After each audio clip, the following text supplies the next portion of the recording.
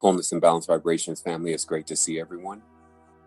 It's amazing now to, just again be delivering this connection. So today is no exception. That's why I came into this, and already the jewels started coming in on the download, and I was like, man, I ain't playing on this one. But the energy, is really saying today, she wants to take it slow, meaning that, this is obviously Friday. This is Venus. And there's a lot of mysteries here.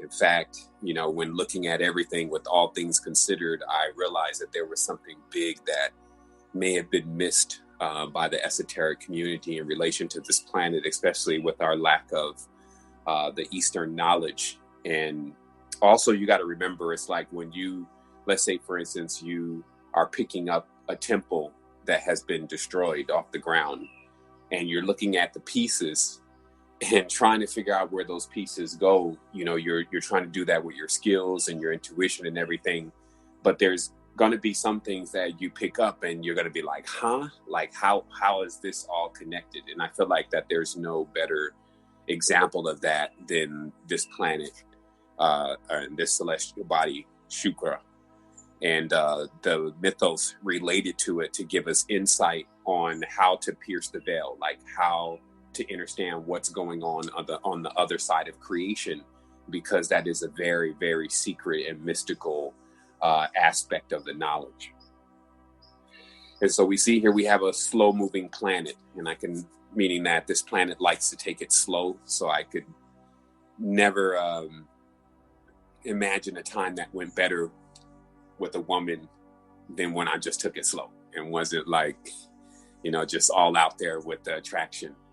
And so let's just take a moment to dial into the space. Like I did just kind of open up the line. So I'm going to give a moment for everyone to come in on this. But just in awareness, what we're talking about today is a very deep mystery that has eluded many. Just as they say, just on the masculine side of things, few of the masculine poles understand the feminine pole. Like there's something secret about the knowledge that is not understood really well.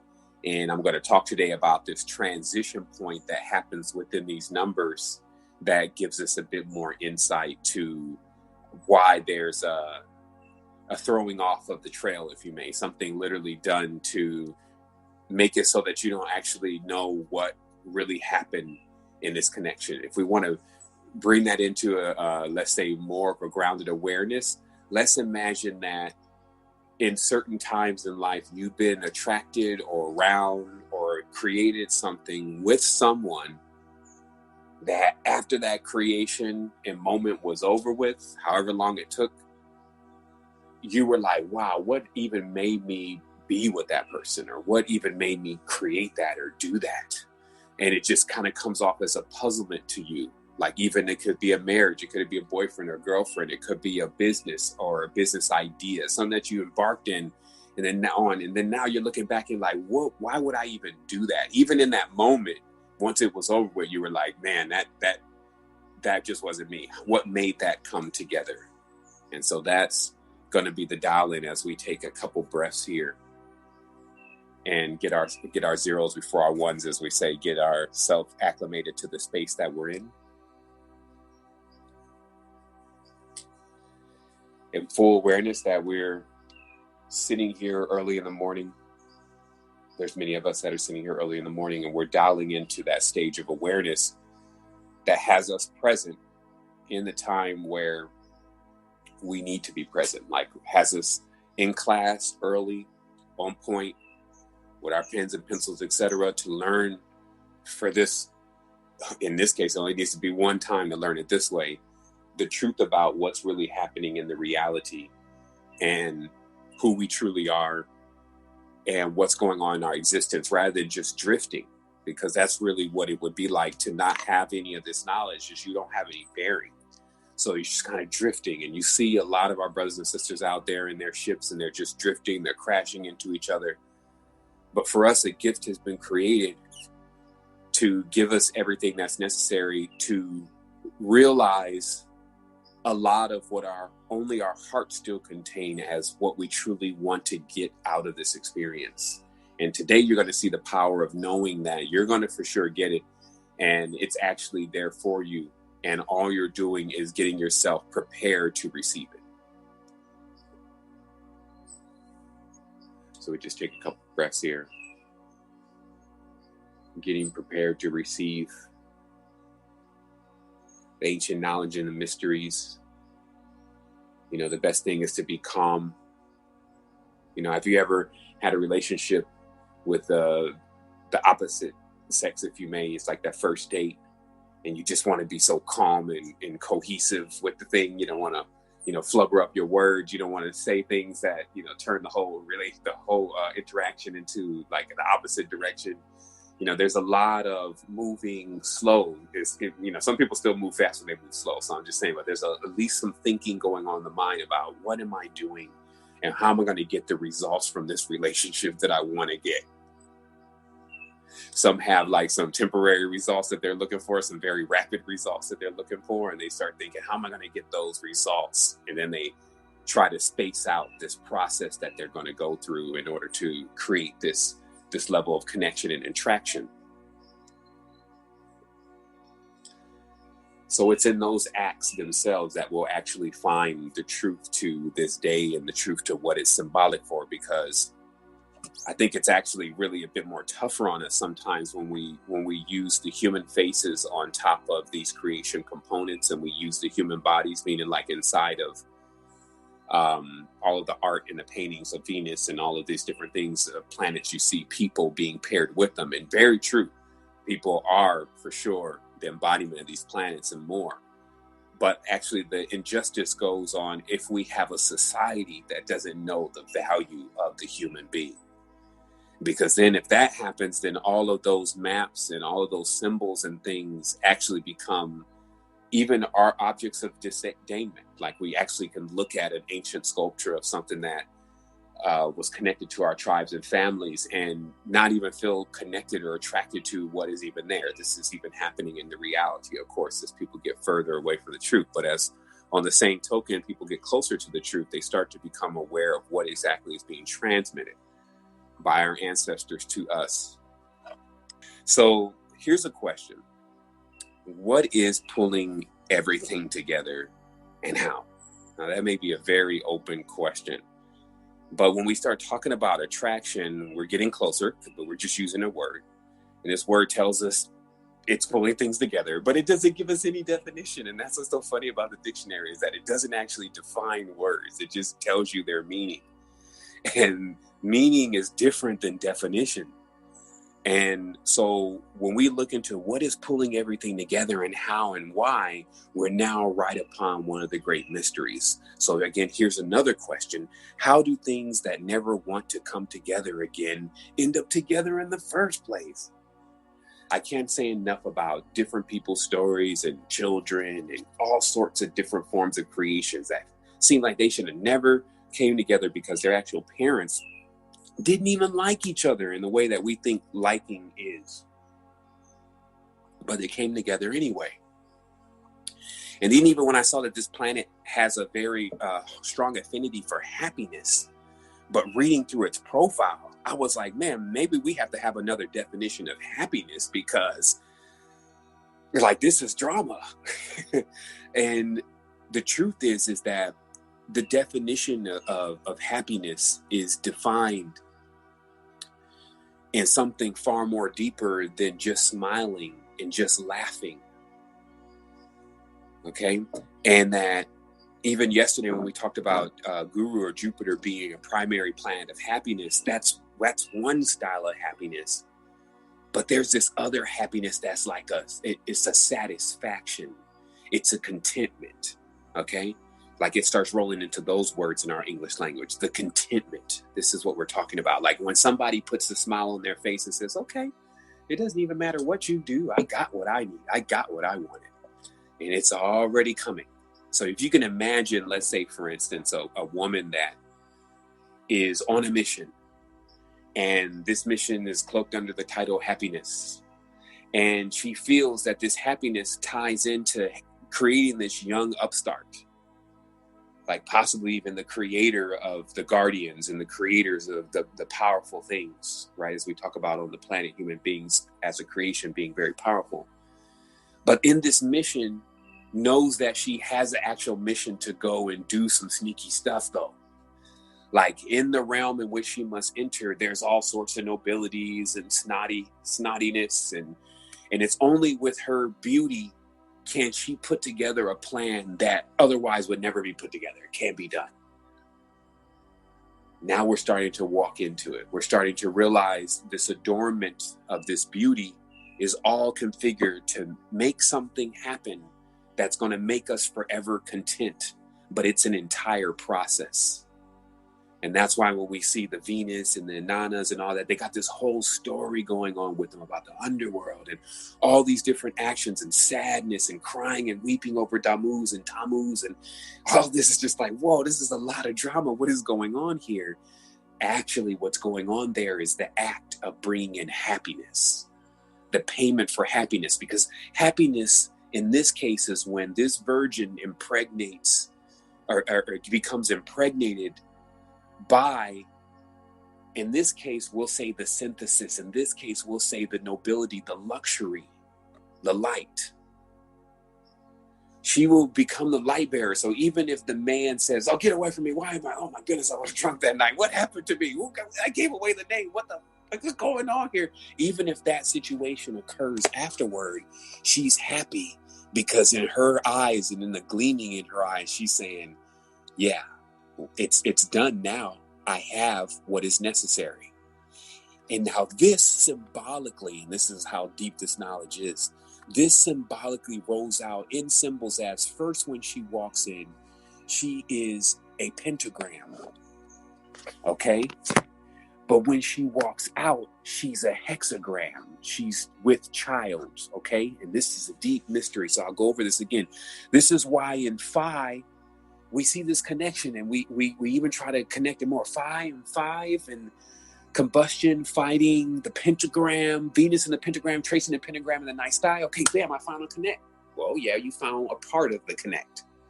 Everything connects together. You found a part of connect. You found Venus when she was in her virgin stage. And symbolically, she is a pentagram.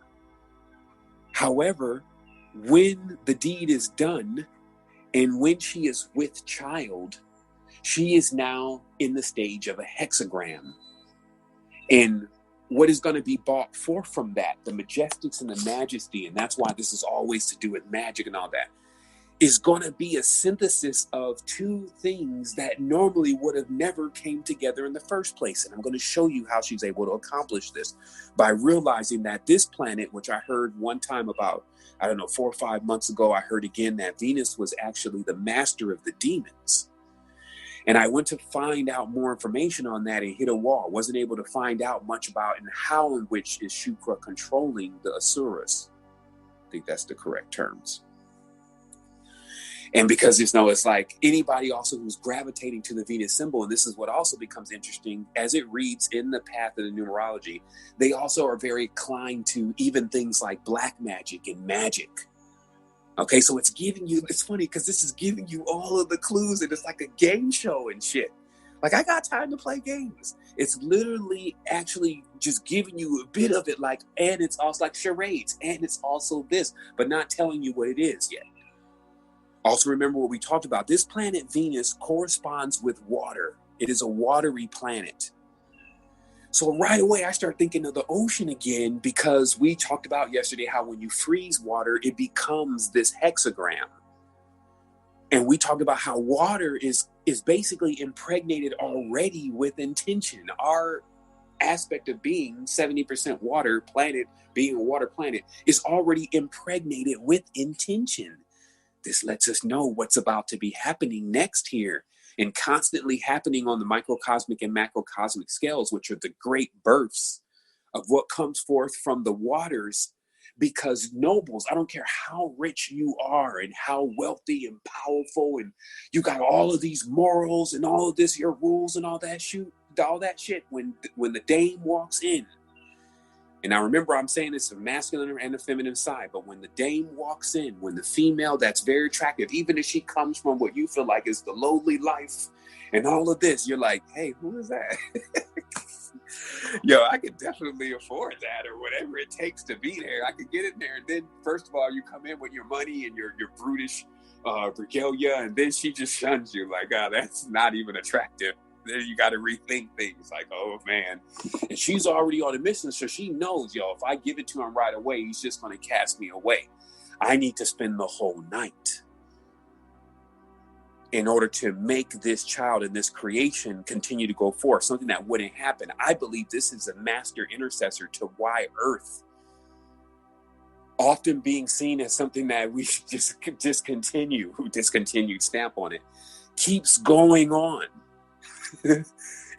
Because this energy is still going out there and attracting some of the highest levels of nobility and then bringing them into the whole process of getting the family back together. Okay, so I'm going to come around on this another way, because this is the real will of life. Now, what's happening here with the controlling over the demons? What is this really saying? This is like I'm pulling an artifact out of the sand of the temple, and I see all these demons and spells and shit going on. And I could easily go out and misinterpret this on what I'm actually seeing with black magic and what I'm actually seeing in its truest extent. What is it about? What it's about is appeasing demons. They told you that, right? Black magic is about appeasing demons to get them to do things for you.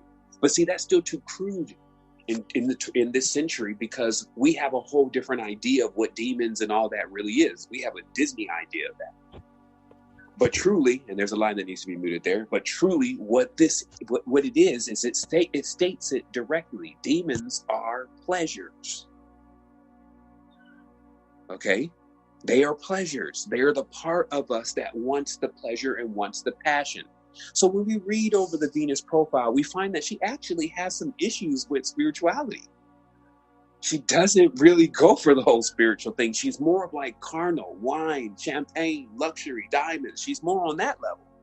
And what is being meant by that is that actually the deed that must be done has to appeal to the desires and the carnal pleasures of this noble, because if we try to go into this as we're all high and noble with them, they're going to easily see that is not the case, that you don't come from that. You see what I mean? And so the marriage cannot be done. The happiness cannot be created. The child cannot be born. And now again, I didn't say that that everyone was going to comprehend what I'm talking about today. In fact, it talked about that this was going to move slow for certain people, and coming into the awareness of how the sacred marriage really works at every single moment, and how something from a lower life, if you may, still can be so beautiful and appealing to the passions or the demonic side of a noble form. Okay? So once again, I need somebody to police this mute button, just so we don't have so much static and things going on between these transmissions. Please be on it. But what I'm saying once more here is that when you look at the highest high and when you look at the lowest low, the biggest question is going to be, how do they come together? And it's going to be because what you think is the highest high also has weaknesses, meaning it has this thing that it wants to accomplish also with pleasure. And in those acts of pleasure, Venus can come in as a form. Now remember, this is semen. Shukra is the god of the semen, okay, and corresponds to semen. So even the word says, as we've always read it directly, see men. Like, we just see guys rowing in a boat. But this is everything. This is the seed itself. That's what this is about. How does the seed travel? It travels using these attractive components. How does the seed get to a womb that it'll actually survive in? Because see, we don't know where the cutoff point is. Maybe a lot of women know where the cutoff point is that meaning what the cutoff point is how low, when you're looking at a male, okay, we just got to take this into an androgynous state. When you're looking at a male and you're sizing him up, And you're saying, is he going to be able to bring forth this child? If this male is already 84 years old, he's already crippled, he's already blind, you already know that that is not going to birth what you need, possibly. So I'm just talking about standardly when we look at things, we're able to calculate, is this going to really work or not? Or what's going to happen here? So beings that have been beat up, beings that have not come into stages of perfection yet, when you try to create with them, you don't really pull off the entire, you don't create a Jesus, if you may. You don't create a super powerful being if you are still mixing in with this, the actual forms, and I'm just trying to get this out in language, that forms that haven't come to their full awareness of who they are. Okay, so this would be like a woman. She sees this man and she knows this man doesn't have any money. He's not gonna be able to take care of the child. He's not trustworthy. He's still too deep into the demonics, basically. He's still too deep in the passions. He's not been able to accumulate anything. He's not able to get it going. But then when she sees the noble, okay, and that's why that sometimes we see it in our reality and it sometimes disgusts us, but it's just all symbolic. You see the noble, he's got the gentry, which means the family lineage. He's going to have money to feed the kids. He'll take care of whatever he's responsible for take caring, even if he's shrewd. So all of those things, those qualities and those traits that still attract Venus. And I think this is why tomorrow we're going to learn what Saturn really is. Those traits and qualities that still attract Venus also have this aspect to them that are still, for us especially as seeds growing, like, oh yeah, that's just like, why do I want to appease to them anyway? Why do I want to build a nobility? To actually bring the gentry, which would be basically the what you would say is this would be like what we're reading in the Tsar cult books. And that's another thing that came up. Why disease? Because here's the next thing. And like I said, it doesn't mean we'll comprehend all this today. But the next thing is that what is disease anyway but incompatibility? Okay? Disease is only incompatibility. Disease is the result of, even though she went in there and her status was as it is, but she used her attraction in order to create this form, a lot about who she is going to determine if this child and in this creation, if the incompatibilities start coming out as diseases and deformants with the child. So imagine this then. You got this human archetype that is like the human. That's why they showed like the human face and the glory of the human being. But then you have this animal archetype, okay, that has the body of the human, but the face of the animal. That was known as the demon, okay? And what this is about is about the gentry, let's say that Venus is, let's say, the hero in the story because she's this beautiful woman that comes from the slums, okay? But everybody's got their money riding on her, that she's going to be able to basically tempt the king into bringing the kingdom back together again by having a child with him. And she's going to do this with all of her beauty. And this is how she's going to accomplish it, because she cannot accomplish it with, quote unquote, her records of nobility and being in the kingdom and already and having a huge family line of connection. Because see, what happens is in this realm, many of the beings don't have that story anymore because they became disconnected from that story. So to bring happiness back into this reality, there's a certain form that is responsible for making that trip. Because you can imagine that trip must happen. It's like a woman putting on makeup and everything. She's actually in the hood. Okay, but she has some of the things that will make her look beautiful, and even people are giving her different things. Like, here's my shoes, baby. Wear my shoes. These was your father gave me these. Here's a necklace that used to belong to your grandmother. So they're decorating her with all these things to then send her out on that night to accomplish what everybody is wanting to get accomplished. And then while she's leaving, you see everybody in the window, bye. You see some folks crying, mom crying, everybody, bye. Hope she's able to pull this off. We broke. We need something from from this other land of where the abundance and the luxuries actually are. Hopefully she brings something back. Hopefully it's not just diamonds and jewels and money, but the ultimate happiness. Hopefully she's with child. So do you see where all this comes from? But her art is like a black magic, because she must use then the traits, the weaknesses of the nobility in order to get them to do what she wants them to do. So she, of course, will have alcohol and those demons at her behest. She will have lasciviousness at her behest. She will have all of those degenerated forms, which are family members, basically, in her world. That's why she's not like so afraid of all of the pimp and all of these kinds. She's grown up with these people, and they know, because it's like that one that you see that no matter how dark and corrupt you are, you're like always trying to help her, like the Beauty and the Beast kind of thing. Like no matter how callous and distorted you really are, you're like, oh, but just send my henchmen to protect her.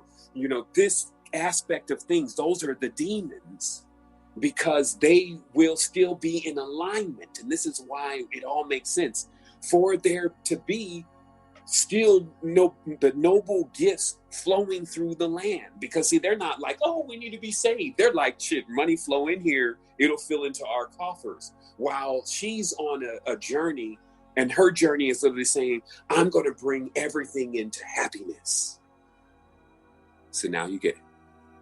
Now you've got it, and now it must reside within you, because you now have to be in two perspectives. You have to be in the male aspect of yourself. You have to be in the female aspect of yourself.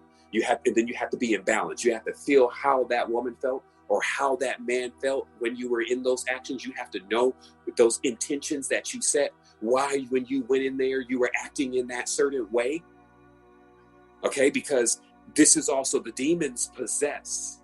Okay, so this means that when you're using the weakness and exploiting the weakness still in black magic of others, you for that moment and that person become possessed with that energy. And when the deed is done, this is like appeasing the demon. The demon's like, so what do I get again? Oh, well, you remember, you get the necklace, you get and this is what makes it black magic. Because if the demon doesn't get what it wants, it creates an incompatibility or a disease, like the balance says, not paid, debt. I didn't get what I wanted. I'm going to create disorder and disease until somebody brings this whole thing back into balance. I need the nobles, and this is how pimps act too. I need the nobles because I got one of their children over here to really make do with this debt that I'm owed, because the princess who got pregnant, who definitely is with child with the noble guy. I mean, look at the kid. I need my money. And then the nobility's like, oof, we'll ignore it. Right? That's how nobility, oof, no, never. We will never admit it. No. And this creates disorder in both of the kingdoms. Now we see what it takes to accomplish happiness. And that it's already been done. And this is what I was saying before, and even last night, about the deed has been done. The payments have been made. Your diseases are supposed to be removed already. You just have to process that paperwork. You have to make that claim. As of now, if it is for you in your life, that what is causing you the disease because of the incompatibility of the act of what happened in order to put you together into the stage of happiness that is going to come to birth in your life and in your existence. Those other things that were also involved that you may have not known about to actually make that happen now are appeased. And in that, we see the entire kingdom, because like I said, in all forms of life right now, everybody is at the table. Meaning what I'm seeing on a cosmic level, everybody is at the table. Like, okay, so what are we going to do about this? And this is the same thing you actually see in the world right now, that the world is reeling so much because everybody is tapped into Rahu's TV program. And Rahu's TV program is like, it's automated. So it's just going to keep doing what it does. Like every single person that functions in this media system is set into a certain kind of program and just going to continue to deliver this same story. They would never turn it off at a certain point, but the epoch must switch.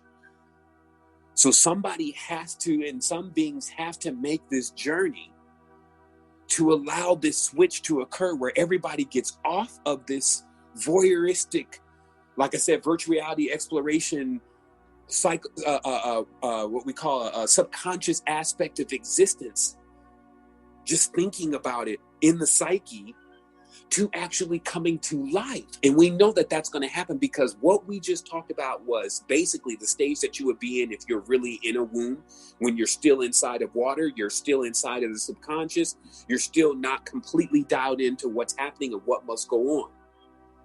But then a certain stage comes where you become an adept, you become grown, and you're ready to pass through. And as I said before, until that stage, until we reach that stage, we see right now an example of, we come out of our mother's womb, imagining that we're actually out of our mother's womb and we're still back in our mother's house. Then we look in our mother's house. We even make an action to leave the house. Mom, I'm gone. I'm taking my stuff, or, some of it, and I'll be back for the rest. And then still come out into the world and still be in our mom's house. To then, with the astral body, be like, Mom, I'm dipping, I'm gone, I'm tired of the drama, I'm taking this substance, I'm out of here. To then go in the astral world and still be back in Mom's house. This must be done from an entirely different level. It's just like, hey, yeah, you're quantum. You never will actually get out of the house until you know the secrets of this house. And just like I said, the geometry, like even when you put a square down and you draw a pyramid on top of it, it looks like a house. Why? In your mind, think about it. Draw a triangle and then put a square on the bottom of it. And that's the old school, this is a house, Johnny. This is a house. And what a house. When you were a kid and you were drawing houses, this is how you drew them. Why? Because that geometry, that triangle, then that square, then that circle, then that crescent moon, through those primitives, you can create everything. But what are you creating? This is why we get such a response from people wanting to know what to do right now, because they need a mission. All of these numbers, as you see them there, they're like, imagine it's like you're just walking into a room and there's 7 people sitting down and they each have this thing going on. And you're like, yo, what's up with number 6 over there? she's like on fire, but she's watery. I don't get it. Let me call her in. So it's like you're sitting in a room of manifestation. And that's what makes this experience so great, because this is not something that you have to force to happen right now. This is not something that you have to figure out some magical incantation to make happen. This is something that is already going on. But now your mission. What are you supposed to be actually doing? And it shows you here, the biggest mission in the land is to connect the lower realm to the higher realm. And the one who is to come and do that must have had done that within first. Because even Venus, she goes on her late night. Sometimes she doesn't make it back. Sometimes things don't happen well in her journey. So again, there's other parts of this process. Like we talked about the moon, we talked about Mars. There's other parts in this process that can also accompany everybody, accompanying each other on their goals and their journey. And that is the way in which things get truly accomplished, which in this case, accomplishment is contentment and happiness, because everything is appeased. You don't got the little kid. That's what I was telling you. This is what happened to me. I got this power. Once again, the tetragrammaton hit, and then I sunk myself in nature, which was the Om. Once that came into full perfection, I had all of this power sitting on this bed. It was just, I was paying $200 a month. I didn't actually need anything as far as on a physical aspect. Like I feel like I need to go buy something or whatever. And then I had hundreds of thousands of dollars in the savings. Ultimate, what you would think of as contentment. And as I settled into that space more, and the wisdom and knowledge, sadness found its way to my door. And I'm like, are you serious, sadness? What the hell are you doing here? You're not supposed to be here. I found happiness within. And it said, actually, it's actually about your brothers and sisters. You've always been able to achieve happiness on your path, but it's really others, and are they able to receive it too? Because it's through them, they somehow synthesize it for you. Okay? Like me seeing you happy makes me happy. Why? Well, on this path, it says because I don't actually have a body. That's why I was able to get through all of this levels of knowledge. The Rahu doesn't have a body. So I'm able to go through this experience and actually motivate myself by seeing people, or actually put myself into the proper current, the sales, by seeing people come into their stage of happiness and seeing and fulfilling myself also with that action. And that's how you solve puzzles and mysteries in order to get to the next thing. So this is what it has for us. It has it for all of us. It is abundant. It's great now that we're even getting to this. That's why I said it's surreal, because I'm like, I've sat at stages with so much awareness that I'm like, this has got to be it. And we've all had at that point, it's like, this is it. All I need to do is stick with this. And there is nothing else. To be in front of something greater. Time and time again. So that same phenomena about the womb thing, like you keep getting out of the womb, but you're inside the womb because it's like omniscient, is the same thing with your greatness. Every time you think you've achieved the top of it, here comes something even greater, like wham. Now you're getting an opportunity, because that's all it is, it's choice. You flip the switch. To be a full-on alchemist to what it truly, really was for thousands and thousands of years, the secret that was lost of how to put this together back within yourself. So I'm just going to digress for a moment here. I think we've covered quite a bit. It's 6:37 actually, so we'll go into some breaths to get the countless amount of particles to be in alignment with the awareness of what we are discovering. First as a virgin, which sitting into the pentagram stays in Innerstanding Phi in its pristine form, and then with child, with this water, this hexagram that's about to bring birth from the center, which gives us again a synthesis. This is why in the description they talk about, and I'll read it very briefly here. It talks about it in the description because this is what threw me off. Why in the Hindu pantheon, in the correspondences, is Venus depicted as a male? But they keep talking about this female. And it's because this is like picking pieces of the temple off the floor. Somebody could not necessarily see what the transition points really are because it's already destroyed, unless, and when it's on the floor of the temple, unless they bring it within themselves and see, actually, I got something deeper here. It's possibly the reason why they show Venus as a curly, they call this he has a curly hair, attractive eyes, and radiant body. He is outgoing, hedonistic, gentle by nature. This is a damn riddle. This is like if I was sitting down right in front of you and be like, you ready for a riddle? It's like, come on, man, I don't want to do the riddle thing. No, serious. This is knowledge. This is wisdom. Here it is. He has curly hair, attractive eyes, and radiant body. He is outgoing, hedonistic, and gentle by nature. Who are we talking about? Oh, come on. How long is this one going to take me to figure out? What is it? It's a symbol of a young child. Okay? Now, they gotta give it some kind of polarity, so they're going to say he's male because they want this to be a male.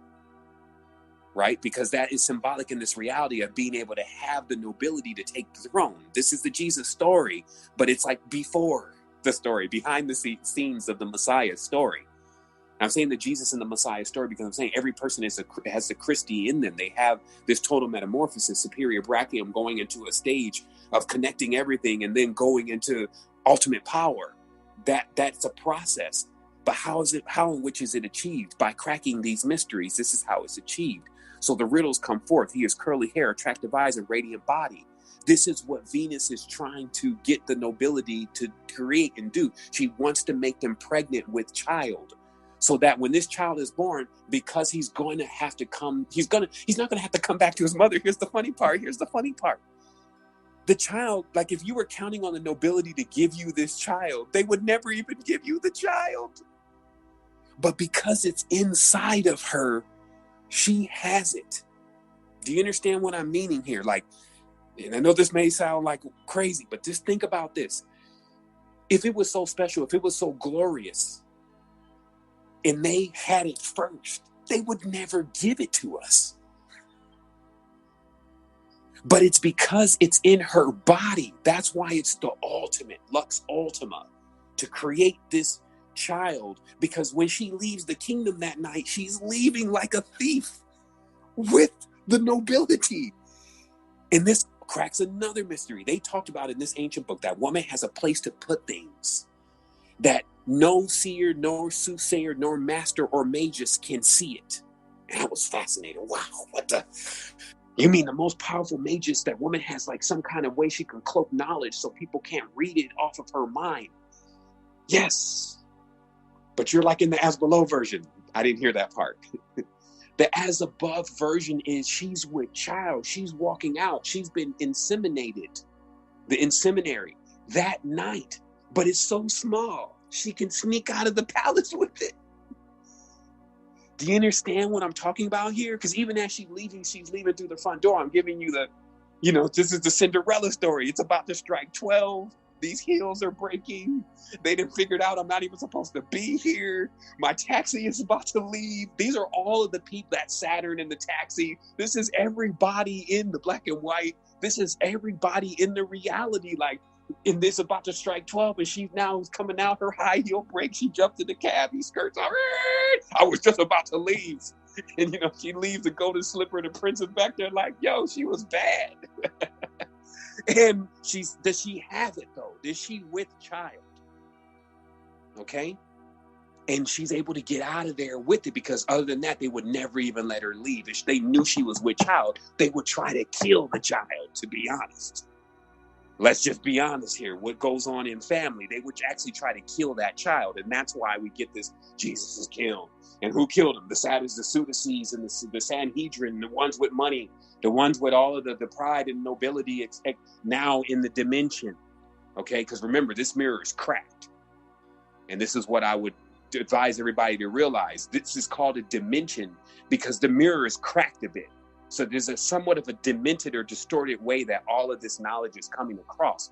And we have to actually put that correction back together. We have to focus the lenses a bit to extract the rest of the story, because if you just get into it from the level like many have, from that lower base level of what all this is really about, you not only never crack the mystery as it truly is, you crack into this lower version of the mystery, which still has power. Let's call it lesser mysteries. This is what the Catholic Church has founded itself off of, right? The lesser keys to Solomon, if you may. So there's this underworld aspect of distorted magic that they utilize because it is a correspondence of the great work, which is basically getting the nobility to inseminate the reality with the golden child inside of us in order to bring us into a higher stage of awareness through not just right, but left, which is balance, bringing us into that stage with balance.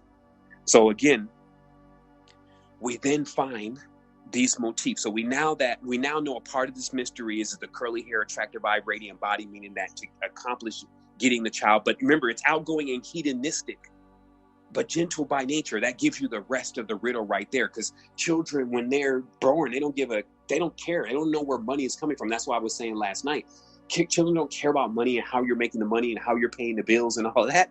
They're just outgoing and hedonistic. They just want it all for themselves. They're like little dictators. You see what I mean? And then we afford them to do that. We take on the debt and the pain and all that other stuff in order for them to be able to actually go on with that part of their life.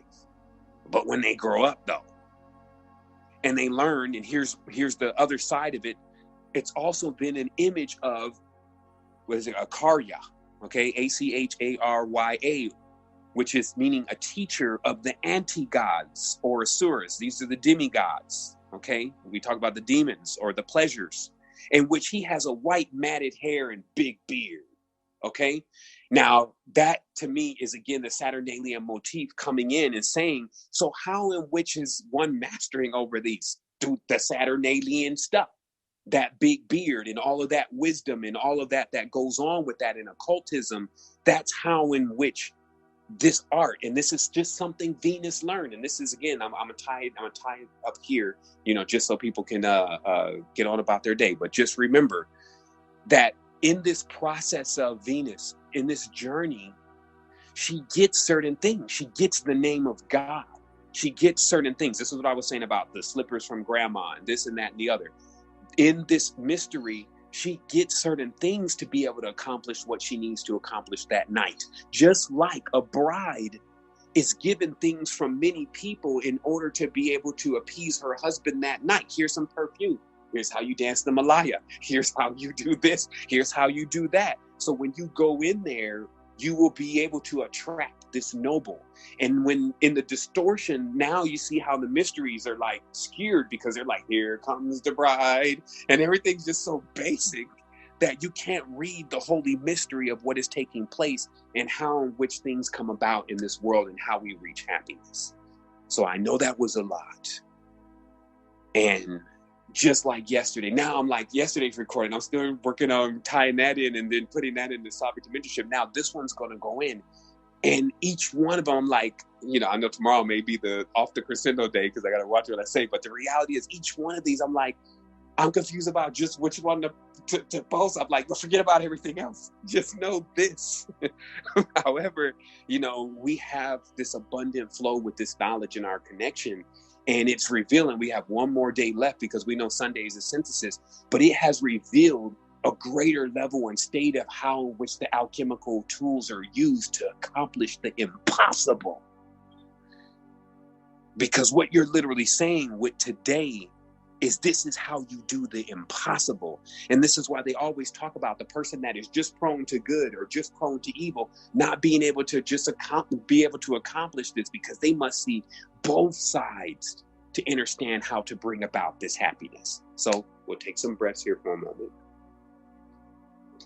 In this intention, we're going to take 30 breaths, counting off the intervals of 10. Remember, for those just coming in and they hear that I'm, you know, probably not even taking 10 breaths or whatever, we're actually working with a sequence. And it's like climbing a ladder to the center of ourselves. We're not climbing from just the base, like our feet, all the way to our crown chakra. That is not what we're doing. We're actually inviting those who are on the crown chakra and those who are actually at the sole, on the bottom of the feet, to make their way to the center, where we're going to meet, which is the dantian of the body. That is where the center point of all the power is, And this power, as we know, like we keep hearing about it, many of us have felt it. You know, we want to know, how does this power and how does this nobility turn on and never turn off? It's by within yourself. Remember, we've talked about this great story today externally, and I'm sure that it's ran out multiple times externally, like Montagues and Capulets. But truly internally, this story is going on with you unlocking treasures within yourself. That there is a greater nobility, something going on in the thymus and the pineal glands and all in there. It's a great council happening in there of wise beings and fluids. And to get something that starts off in the cosmics, all the way up there in happiness and in that ceremony. And I want to say by balance, but the term in English is by right, meaning that you actually are there and nobody's looking at you like, you're not supposed to be here. It's like, well, actually, how you have it here? Remember my mother? I told y'all. See, everybody has weaknesses, don't trip. But hey, Prince over here, you know, or King over here. And this is how you navigate through your consciousness to actually solve impossible things. Things that may be sitting in your mindset as if they're unmovable. Like what we see, and remember, all this is symbolic. We see the queen on the throne, and we think like they're unmovable. How long is it going to happen? I guess they got all this power now. Now they got all these nuclear weapons. Shit, I guess ain't nobody going to move them out of the way. Watch. It'll be like, we'll just put them on wheels. You see? Just put them on wheels. Like, as heavy as something may seem, like the throne, to move it out of the way, you just put it on wheels. And with this knowledge, like I said, the knowledge of attraction, not necessarily disruption. Venus doesn't move with the disruption. She moves with attraction, able to accomplish the same thing, and if not greater, of the highest level of potential. So you don't have to go into that lesser mystery, this distorted act of trying to accomplish something, robbing people, stealing things, conniving, all of that.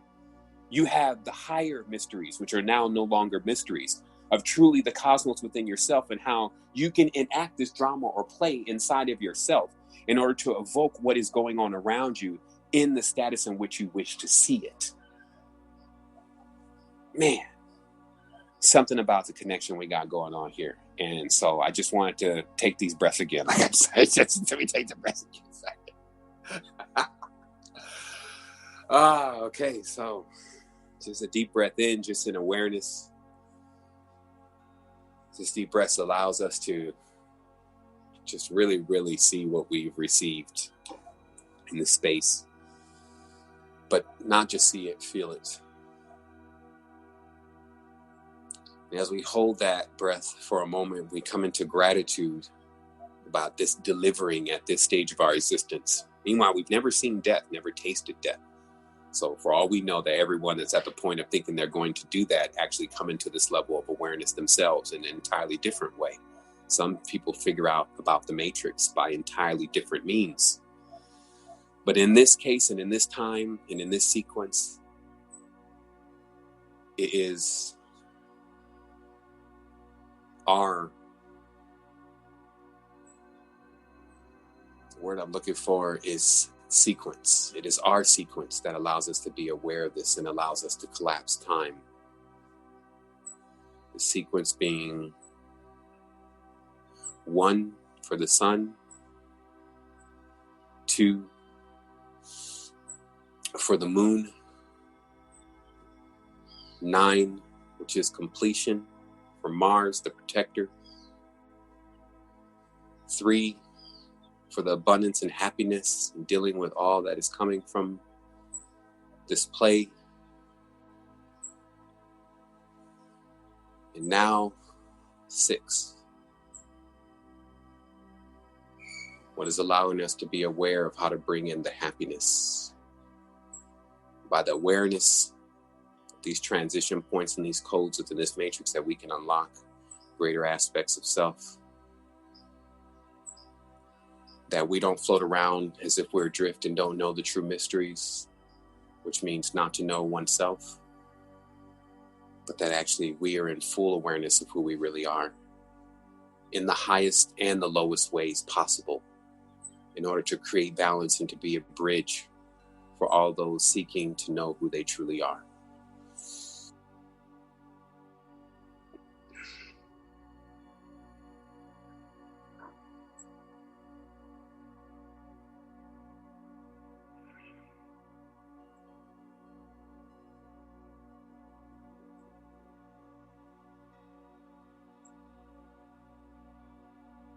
Ten.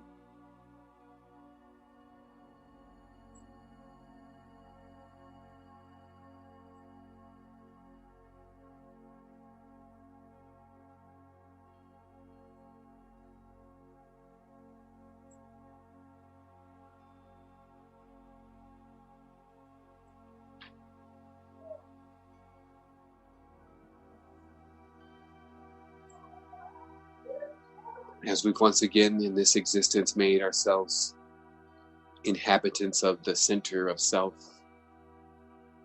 we've gone through the ladder of lights. We realize the power of the high and the low, and the supremeness of being in between and in balance. So we rise into the throne of ourselves and we put on wheels anything that was stationed there that is dense and heavy. So yokes become easy and our burdens become light as we go through the reality with the happiness, true happiness, that insemination, our creation has already taken place and our seeds are already germinating. That we have what it takes. We have the gentry, we have the DNA, that we've already in possession of the codes based on acts from inhabitants of the family, the great mother, the fathers, the protectors, the brothers, the sisters, the aunties, the uncles, and every single aspects of them in greater things, what's behind their eyes, has now come into communion with us, just as promised. As we talked about how coming into the summer solstice put us in a time to begin to receive, as being those that are inhabitants of the prism, gifts, remembrance, things to make us happy once more, and be aware that if we just do our time here, and not increase any of that time, that we will eventually, like seeds being planted and growing into full form, come into a greater stage of awareness of who we truly are, going from what would be a plant or a planet to a full-grown tree. And that the reason why that we've come here is because we were given everything that we needed, but we knew not what we had received. And having it symbolically stripped from us, and then us learning the process of what it is, was indeed the payment or the pain that we needed to go through in order to cover the tuition of this university or this universe. And now we're ready to go forward with a greater level of sovereignty, especially as we tap into this 2020 and we see the metaphysical, not the artificial, but the metaphysical aspects of singularity and the connection of when the worlds unite, and the stage of awareness in which you receive, that can never be diminished. It can never be buried as those moments continue to take place, and that those moments are happening now. And as we take these breaths in total unison, we push these very powerful, majestic seeds into this infinite reality. That even right now, that all breaths are congealed because there is no space, there is no time, and that as we continuously move through these spirals, that every single cube or space that is in front of us will eventually be filled with everything inside of the space. So by this, all things are connected. And that the duplication of anything does by right give it the exact copy of what it is to receive. Let us come into awareness that we have this power within us, and it has already been given to us. And many of these acts that we see these days that are coming from these so-called elite are simply to make us forget and make us destroy or kill our own children, our own seeds within us that we now need to nourish and allow to grow, which are our chakras. They are our own personal planets, our own personal powers. So that when we reach that right age of ready to make our transcendence, that these forces don't reap thorns and thistles for us, that these cards cut on, these cards play, and that we're ready to continuously go through our infinite existences in total awareness. These are decrees and edicts that we're bringing forth in front of the cosmic court as we stand into alignment. This is not something that we have to beg for. This is something that we only need to be in admittance of, and it will be done. So it be written, let it be done. 20. And as we go forth from here, tribe, let us not treat today as a normal day. Just remember, it does take time for this to set in. But the consciousness is already aware of what exactly came forth. It was in the tones and the vibrations, not so much in the linguistic comprehension of English, just in the tones and the vibration and the intentions that I place myself in as all being self. In the stage with humanity, no matter what time, no matter what space, that I'll always be there in assistance to humanity in their expansion, loving the great journey, in true love with all of the essences and all the forms, all my aspects of creation, all my children. That as we take this responsibility together, that it actually is something that we can do and enjoy. Just as a mother, when raising children and having the aunties and uncles around, it feels free, but when raising a child by herself, as she goes into the stage of being a mother, feels the anxieties and the troubles that life may bring. But let us be those forces that if anybody is crossing our path, that it may cross into true and good space. And that through our resonance, these things are governed. Wholeness and balanced vibrations, everyone. 30. Thank you so much for this time and this opportunity. It's been real. I'm going to go and fly right into the day. I told you I was a Friday person. I'm not sure how I was going to be able to pull it off today when it happened. I came in here on about 3 hours of sleep and like, okay, they say, as long as you show up. I was like, okay, I'm just going to show up then. And wow, it delivered. So let us think about Venus today and this whole connection with Shukra and the semen. And let us think about this divine happiness and the gentry and the nobility coming into the lowest lands and the acts that must be performed in which to make that possible. Thank you so much, tribe.